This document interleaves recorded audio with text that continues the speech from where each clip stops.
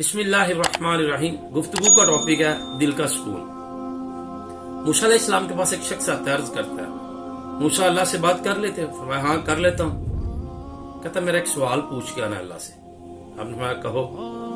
وہ عرض کرنے لگا اللہ سے کہنا کہ فلاں بن فلاں کہتا ہے یا اللہ پہلے تیری میں عبادت کرتا تھا، اب میں تیری عبادت نہیں کرتا، مجھے عذاب کیوں نہیں دیتے؟ تو موسیٰ علیہ السلام نے اللہ سے جا کے پوچھا کہ یا اللہ فلاں شخص سوال پوچھ رہا ہے کہ یا اللہ میں تیری عبادت کرتا تھا، اب میں تیری عبادت نہیں کرتا تو مجھے عذاب کیوں نہیں دیتے؟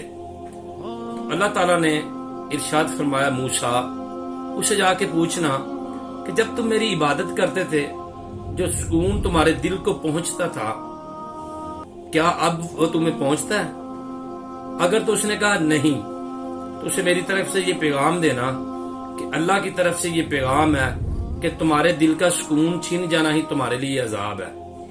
تو پیارے پیارے بھائیوں، آج میں نے اور آپ نے یہ سوچنا ہے کہ کیا ہمارے دل کا سکون برباد تو نہیں ہو گیا؟ اسی لیے اللہ تعالیٰ نے قرآن مجید میں وارننگ دی ہوئی ہے، الا بذکر اللہ تطمئن القلوب، خبردار دلوں کا سکون جو ہے وہ اللہ کے ذکر میں ہے۔